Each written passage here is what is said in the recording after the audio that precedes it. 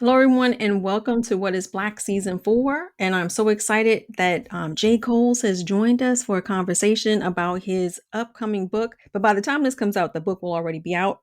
Things We Couldn't Say. So, welcome, Jay, to the program. Thank you for having me. Yeah, my name is Jay Coles. I'm the author of Things We Couldn't Say, and the my debut novel was Tyler Johnson Was Here. And I'm also a contributor in the recent number one New York Times bestseller, Black Boy Joy.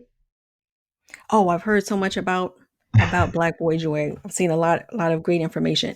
But I know Mhm. we're here to talk about this lovely book here, Things We Couldn't Say. All right. So before we get started, Jay, so I don't so I don't misrepresent your wonderful words. If you can tell us a little bit, like give us a brief summary of the book. Yeah, absolutely. Things We Couldn't Say. I also have a copy here. I have the hard cover, which is so lovely. I love um, the gold like teardrops or raindrops on the cover of the book. It is about a high school black boy named Gio, who is kind of the star of his high school's basketball team. He has the best friends. He really is obsessed with music and making playlists. His favorite band is also my favorite band, which is Paramore. So there's a lot of references to that band and to just music and pop culture. But really, it follows just kind of his journey of grieving the fact that his birth mother walked out on him and his family when he was a little boy. And one day, and this isn't a spoiler, but one day she returns into his life with kind of this explanation of why she left. And he has to make the decision, the really tough decision, on whether or not he wants to accept her apology and to kind of reunite with her and have a relationship with her moving forward, or to kind of just move on with his life. And he's faced with a lot of complicated questions related to family, related to identity, related to abandonment and being abandoned by his mother. Meanwhile, he's also falling in love with a boy on his basketball team, which complicates everything a little further. Yeah, so he and I think that's what I like about this character, right? Because I mean, because I think with any, you wrote the book, right? But again, there's so many layers that you have with the character, and I'm always interested to learn about writers' journeys, right? So, is there a favorite part that you had writing the book, and a least favorite part in writing the story? Yeah, absolutely. I feel like my favorite part of writing this book was, I mean, again, like I got to write just kind of this nerdy character who really loved music and playlists, and I really love making playlists. And I mean, for every season of my life, I've probably been making some sort of playlists to go with just kind of how I'm feeling or what's going on in my life at that time. And I felt like getting to put pieces of myself into the different characters in the book was probably my favorite um, part about writing Things We Couldn't Say. Um, my least favorite scene, or the hardest thing for me to write, was the ending. I really struggled with, which direction I wanted, the ending to go. I wanted to obviously leave Gio on a note of hope, but I also wanted to be really realistic for him. And so I felt like, as I was kind of like, 'cause I'm such a pantser, the way that I write, like I was letting kind of the characters show me, where I was headed. And when I found out the ending, I was like, oh no, like, um, yeah, I'm not going to spoil what happens, but that was probably the least favorite part for me. Yeah, I mean, again, I loved how you ended it as well. Mhm. But I think, for me, like the one scene that, well, a couple of scenes that really got me, and was you learning about his mom, right? The abandonment of his Mhm. mom, Sure. right? The things he had to deal with. And in some Mhm. ways that was really personal for me. I mean, my personal experience as I got older, learning about my biological father. I mean, Mhm. I didn't have the relationship that Geo had in the book, right? But it's like it's an enduring thing, right? If Yeah. there is someone, this bond, right? This that you're supposed to have, right? A father daughter or daughter son Mhm. bond, and then someone breaks that trust, right? Breaks that. And so I just, for me that was like, oh my God, that hit home for me, right? Yeah, yeah. Um, I'm glad. So and I think that's like this power of story, right? The ability that even someone, as old as me, right? I have I've had kids as young as Geo, right? Sure. Of Yeah. being a mom. And then just kind of even having like this generational relationship to the book, even though I'm not a teenager, but I could still find things that Yeah. related to my personal story. No, that's awesome. I mean that I feel like that is the goal for writers, especially the goal of like young adult writers is to, write a story that's like incredibly timely and relatable, for our primary audience, obviously for young adults, but also for, like people of all ages are reading, YA these days, adults, people in their, 30s, 40s, 50s and up, and even some middle graders are reading young adult. And so writing stories in, a wide range of characters and things we couldn't say, was important to me. I wanted, not only the teenagers in the book to be important, but also like Gio's little brother, and the parents as well, and the older people as well. Yeah, I think you really create like a real like relatable characters, right? And even the arc of many of the characters, they intersect at some point, and I think I'm not giving away any spoilers, but I think there's a lot of parallels, right, between Geo and his friends and their experiences. And you kind of create like a really broad view, and kind of take a deep dive into their personal lives, Yeah. which I think is really great. Again, going back to that layering. hmm Yeah, thank you. Yeah, I mean that was really important to me. I hate reading stories where like the side characters feel like super flat and unrelatable, or they're there for like one specific purpose and that's it, right? Like whether that's comedic relief or, this is just a side token black friend, like that kind of thing. Like I wanted to actively avoid those things in writing things we couldn't say. And that's definitely like, even if I'm being honest about my journey as a writer, it's like an area of growth for me, like compared to like my debut where I felt like, like looking back, one thing I would change about my debut is like rounding out my characters a little bit more, especially those side characters. Mhm. Well, I think you did you did a great job with this one.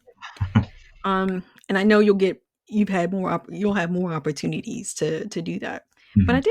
did want to circle back again, like we talked about this complexity and layering, and this well-roundedness of your characters, and the real life issues, right, that are faced by your main protagonist as well as the friends. And so and how you write a story, to make it both relatable and dealing with difficult topics. I was wondering, do the issues faced by the characters come first, or is it the story first, or maybe Mhm. are they the same? Yeah, that's an interesting question. I don't know if I've ever thought about it, in those kinds of ways, but I find it really interesting.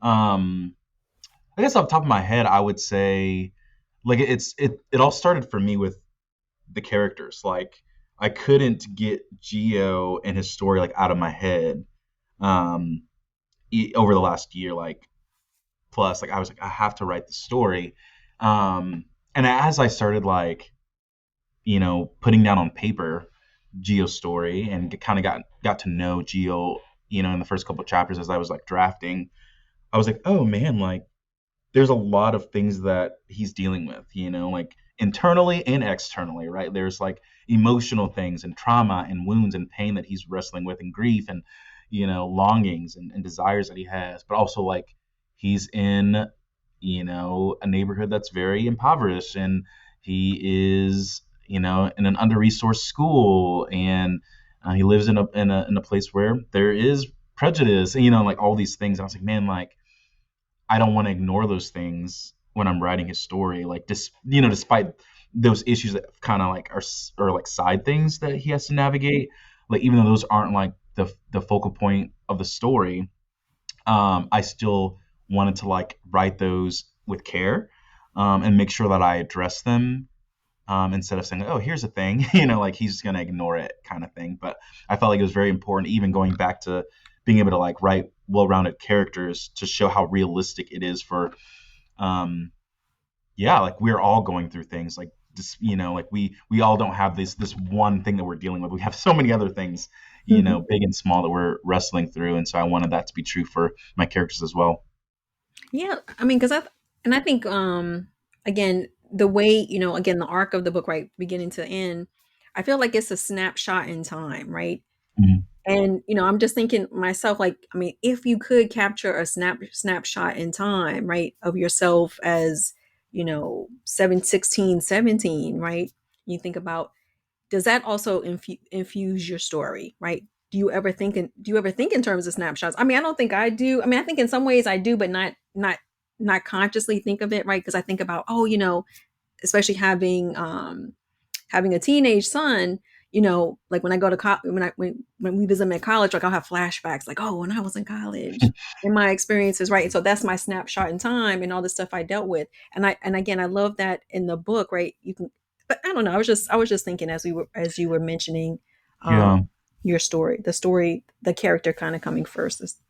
Yeah. Absolutely. I mean, and I feel like I had several of those moments, right? Like as I was writing the story, those kind of snapshot moments. I mean, I don't know if you know this, but I mean, the high school that Gio goes to in the book was the high school I went to. I didn't know that. And he lived in the same side of town I lived in. And, like all these things, I was like, oh, yeah, like, like it was very easy for me to be like, oh, I remember when I was at that school and like, I had this teacher who said this to me. And now Gio has a teacher that's saying the similar thing, like, and it was just really, really interesting just to have those moments where I'm like, kind of reminiscing and looking back and also like seeing the ways that I've been shaped by the experiences I had that are similar to the ones that Geo has. All right, so Gio may grow up to become a Yeah. counselor. Yeah. Or, whatever he aspires to be. Because I think right now, I mean, I'm trying to be more conscious of when I meet young people, because I always, always tell people, like, I'm a pediatrician, so I see a lot of young Mm, people nice. every day. And so, especially when I have a high school student or a senior, I'm saying, like, I'm hesitant to say, oh, so what do you want to be when you grow up, right? I'm like, oh, what are your interests are, right? So I'm just really trying to find about the person and not, an expectation, not Yeah, chasing I like that. expectation. But but again, reading books like yours, I was just thinking, it's very helpful. Um, for me, I think, to also kind of sometimes relate to the patients I see, or even the young people I meet, because again, these books are such great tools and gems, I think, for having opening conversations, right? And I love these books, right, to be able to do that. And again, all the issues that you hit, love, friendship, um, trauma. I mean, all those are very, very real, right? And Yeah, occurring for a lot of kids. yeah, for sure. And I think like I mean, so I've spent a lot of time like in the classroom. Like I've spent a lot of time with middle schoolers and young adults in high school, and I know like just hearing their stories, that there's often, unfortunately, like a lot of deeper things that are going on at home or in their lives that like they don't feel the freedom to like share or to talk about because unfortunately with the way that our school system is set up, like there's not a whole lot of space for those kinds of stories to be told or to be talked about. Not every student is enrolled in counseling or anything like that. And so I felt like, yeah, like I wanted to. It's very important to me to write about like childhood wounds and childhood trauma that might sometimes be hidden. Like even though there's no like abuse per se, because I think that's some of the things that we think about when we think about trauma or like different forms of abuse. I wanted to talk about trauma that might feel a little hidden or a little like um, something you can't really see that's not really tangible, like the fact that this kid when he was just 8 or 9 years old, was abandoned by his mom, and that has affected him in ways that he doesn't even imagine until like he kind of snaps, and so I wanted to talk about it because I mean I've heard stories like that from kids in middle school, and I'm like, man, like I want to write a story where you can feel like, oh, you can feel seen, because of that. So What I also like as well, are the other characters, the adult characters, that are in Gio's life as well, that provide um, some some solitude, a place to kind of help him, kind of deal, right, they're trusted adults in his life, right? So it's not so he has people that are rooting for him, which I think is important. Yeah, for sure. I am a part of this like non-existent movement to include, the parents and the parental figures and the guardian figures like in YA, because I feel like for a long time in YA, we've kind of been in this like mentality that like, oh, it's best to get the parents out of the picture as quickly as possible so we can only focus on, the protagonist who's a young adult. But I was like, man, like there's so much storytelling to be done by including the parents as main characters too, and I wanted Gio to have support systems and even like adult figures who aren't the best. I wanted to show the range of that and how those affect him, and affect the side characters too. Yeah, because again, I think again in terms of like I don't know what the right word for it.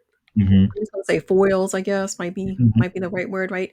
Just someone to play off of, right? Because I think even in real life, right, when we have relationships, right? Those relationships, good, bad, and different, they shape who we are, and Yeah. especially those formative years really shape who you can become or can squash you, right? And just like you said, either make you unseen or make you feel seen, right? And that Right. all the difference that when someone sees you, and again, and then I think the other beautiful thing too, right, is the intention of the like you said, the cover art, right? To Hmm. see this beautiful brown boy, right, um, is important. So, so I just want to touch on a little bit about you said you contributed to Black Boy Joy, and it sort of ties into my one of the questions I forwarded to you. So Kwame Abalia, I interviewed him, and Joel McConnon. So they wrote the book the Last Gate of the Emperor, Yep. and in that book he talked about the power of story. But I'd also love to maybe follow that up, not only ask you the questions about the power of story, but also the power of joy, Hmm. and get your thoughts about that in terms of how that may influence your writing, or if it, and what that means to you. Yeah. Absolutely. I mean, joy is a very powerful thing, and I feel like it was a huge honor for me to participate in that anthology because when I was presented, with the concept of the idea from Kwame, he's like, "Hey, would you want to write a short story for this anthology?" And I was like, I got a little bit caught off guard because I was like, "Oh man, like I had never really written a story about joy. I had never really written a story about, a black boy specifically who is, experiencing joy or pursuing joy because I was like, man, like a lot of my experience in the world isn't that, isn't joyful. And so there's something empowering of me like, you know, stepping out of my comfort zone almost by, writing a story solely about this black boy who's joyful, and how empowering that is for young people to read and be like, oh man, like I'm more than my issues or circumstances. I am more than like the darkness that follows me in this world. And how like excited I am to see like young black and brown boys pick up that anthology, to pick up stories that I'll write in the future, to be like, oh man, like there's so much joy waiting for me in this life. And something that I write, whether it's a 20-page short story, an anthology, or a full-length novel that I write in the future, being a catalyst for them to like tap into that is something that I feel like is very powerful.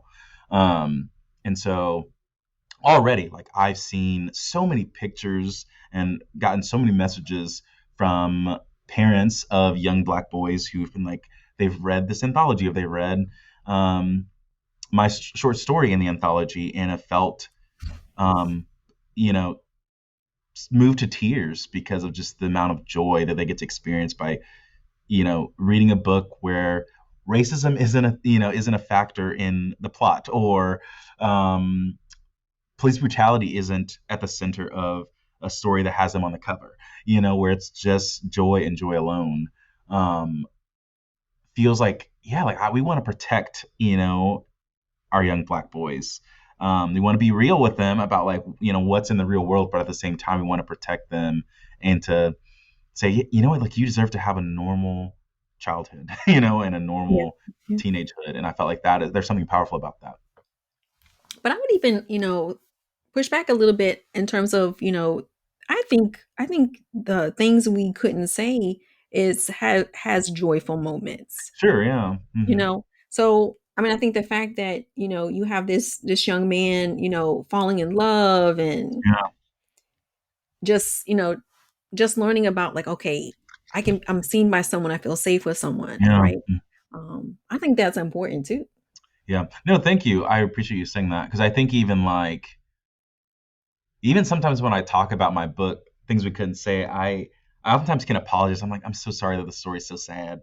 But it's like, yeah, like, you know, even hearing you talk about it, it's like, yeah, like there are some sad moments, but it's also like there's a lot of moments where Gio gets to be joyful and, you know, with his friends and to just be happy and to laugh and to just be who he is. I mean, that's like one of the main themes of the book is like not only accepting who he is, but also like being proud of that. And that being a kind of coming of age, breaking free moment for him. There's something very joyful about that for sure. And even like was freeing for me to write. So yeah. Yeah, so yeah, I think that's wonderful. Again, I think this, recurring things I'm hearing, right? Being seen. Yeah, sure. Um, there's a reality that you deal with, but there's also, again, the support that he does have, so that he can be his best self, right? And Exactly. he's learning to do that. I think as most adolescents are doing. So it's very real, Right. Yeah. which is great. So wanted to so this kind of new this season. I want to really find out from my guests, especially my author guests, right, Sure. about how story elevates the idea of raising healthy and thriving Black children, right? Because so my podcast is really about, I talk about issues about raising healthy and thriving Black children and teens, and I love to speak with authors because, again, I think being a mom and being a pediatrician, right, this is a tool I can tell parents, right, if you're having a hard time having conversations, you can pick up a book, right, and then sort of maybe go through the characters, kind of role play through the characters, and try to find some points of interest in conversation. So I was just wanting to get your thoughts about how you think story can elevate this idea. Yeah, absolutely. I feel like story or stories in general can really promote like developing and encouraging like you know young black kids you know in you know who are growing up. I mean, I feel like one instance that I found in my research of because that one thing I was researching was like what are young people experiencing or what are some kind of effects that young people have when they are abandoned by a parent. And so I spent a lot of time researching that. Um, and what I found is that like we're all like no matter how old we are, no matter what race we are, like we are all really bad at grief. Mhm. We are all really bad at engaging with hard things.